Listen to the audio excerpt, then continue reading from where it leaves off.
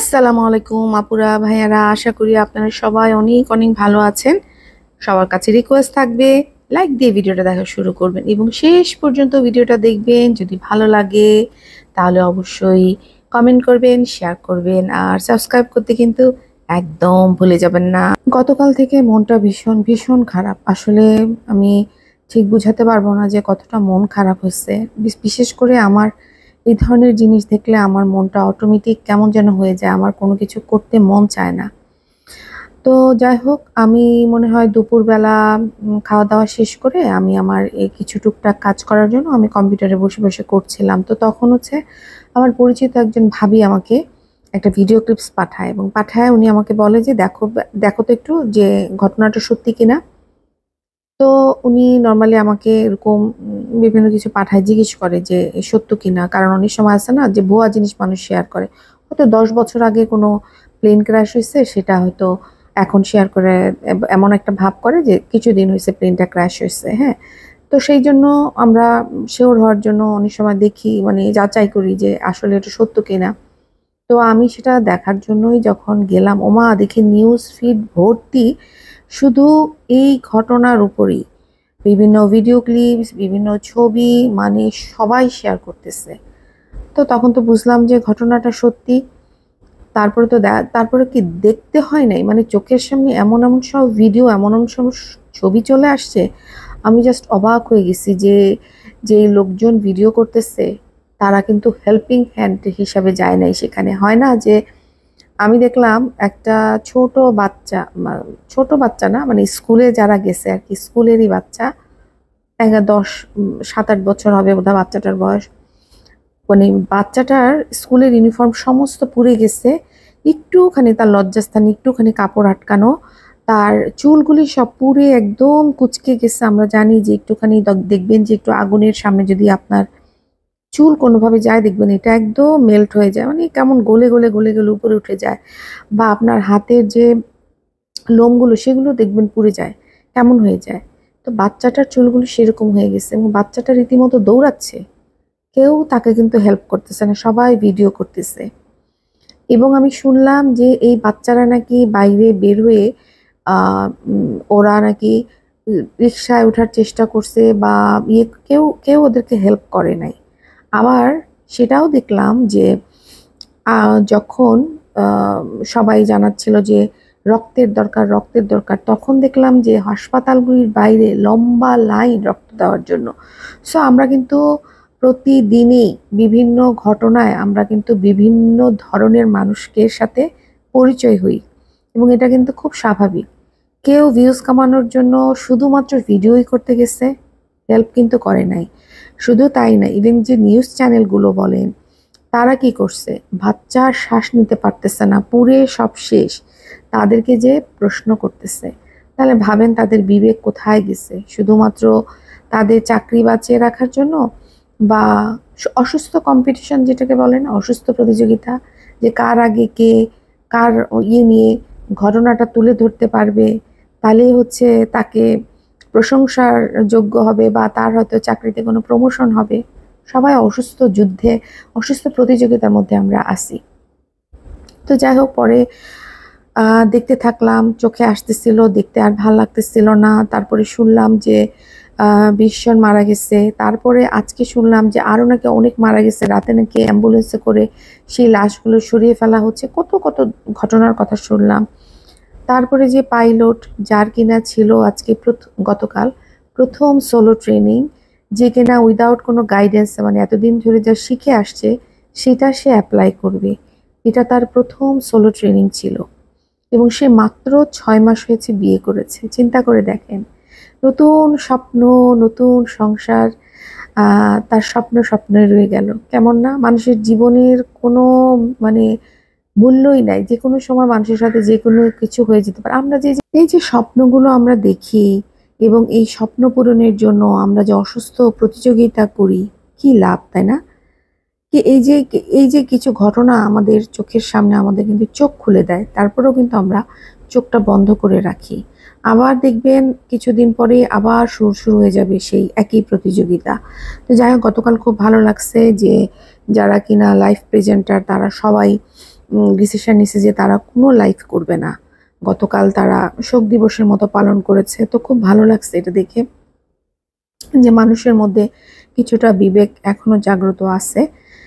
তো যেটা বলছিলাম যে এই যে ছেলেটা সরি, ছেলেটাকে নাকি ছেলেটা যখন প্লেনে মানে সে যখন ফ্লাই করার চেষ্টা করলো, উপরে ওঠার চেষ্টা করলো, তখনই সে বুঝলো যে এটা তো উপরে উঠতেছে না। তখন সে যখন কন্ট্রোল রুমকে জানালো যে এটা তো উপরে উঠছে না, এটা তো নিচে নেমে যাচ্ছে বারবার, তখন কিন্তু কন্ট্রোল রুম থেকে ওকে বলছে ইজেক্ট করতে, কিন্তু ও কিন্তু সেটা করে নাই।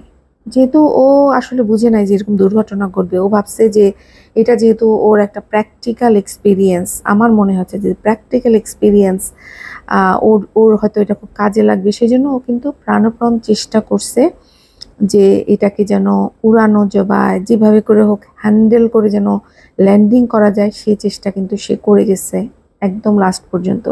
কিন্তু শেষ পর্যন্ত কিন্তু সেটা সে ধরে রাখতে পারে না এবং সেটা তখন এই স্কুলের উপরে এসে পড়ছে। এটাই ঘটার ছিল, এটাই ডেস্টিনেট ছিল। আল্লাহ উত্তম পরিকল্পনাকারী, আমাদের হাতে কিচ্ছু নাই, আমরা কিছুই বলতে পারবো না।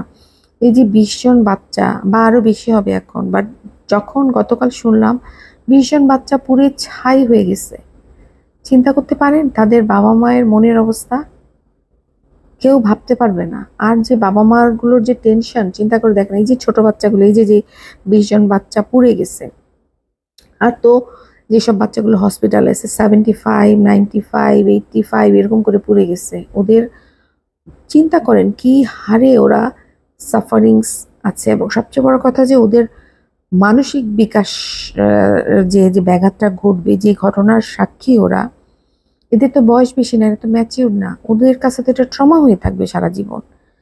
যদি আল্লাহ ওদেরকে হেল্প করে হয়তো ওরা ট্রমা থেকে বের হয়ে আসতে পারবে।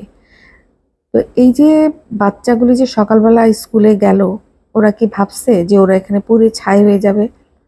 স্কুল ছুটির আগে জাস্ট 10 মিনিট পরে ওদের স্কুলটা ছুটি হয়ে যেত, কিন্তু তার মানে বেশিরভাগ বাবা মা কিন্তু অলরেডি স্কুলে চলে আসছিল বাচ্চাদেরকে নেওয়ার জন্য, কাছাকাছি কিন্তু তাদের চোখের সামনে ঘটছে, যার কারণে অনেক বাবা মাই কিন্তু দৌড়ায় দৌড়ায় বাচ্চাদেরকে খুঁজতে গেছিল। কিন্তু যারা পুড়ে যাওয়ার তারা তো পুড়েই গেছে, তাদেরকে তো চাইলেও আর বের করতে পারে নাই। তার মধ্যে রাতে শুনলাম যে একজন শিক্ষিকা, কি নামটা ভুলে গেছি, উনি 20 জন বাচ্চাকে হেল্প করছে এই আগুন থেকে বের হওয়ার জন্য, কিন্তু সে নিজেকে বাঁচাতে পারে নাই। সবই আল্লাহর ইচ্ছা না? সবই আল্লাহর ইচ্ছা। তার জীবনটা হয়তো এই পর্যন্তই ছিল।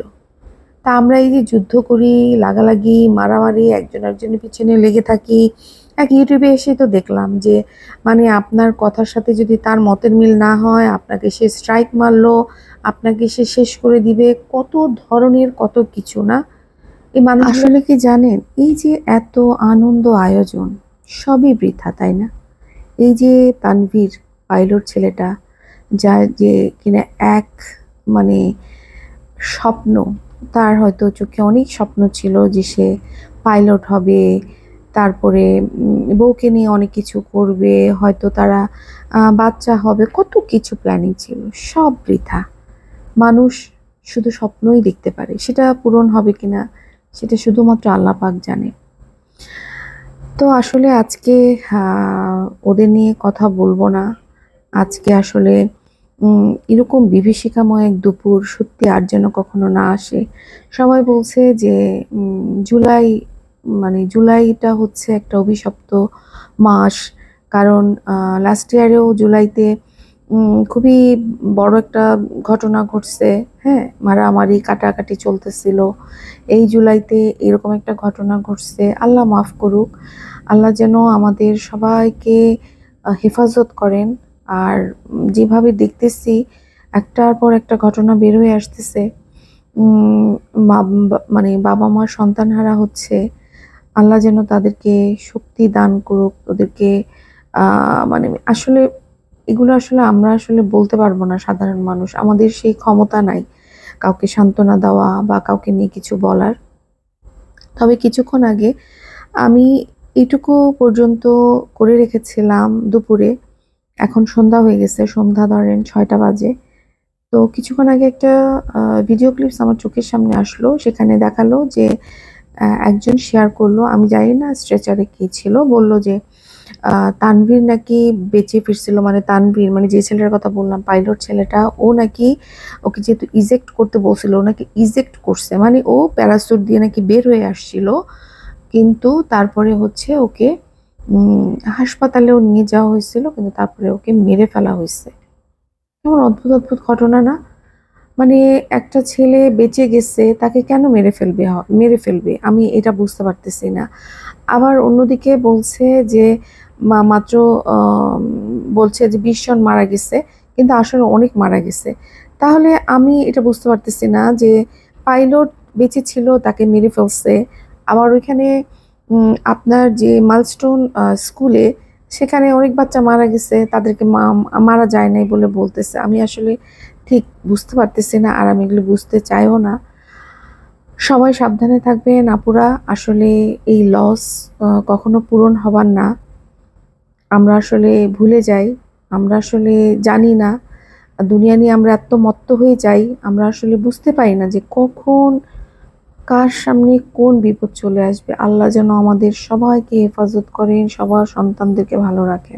এটুকু এই ভিডিওটাতে। পরবর্তীতে যদি মনে করি যে ভিডিও করব তাহলে অবশ্যই শেয়ার করব। সে পর্যন্ত সবাই ভালো থাকেন।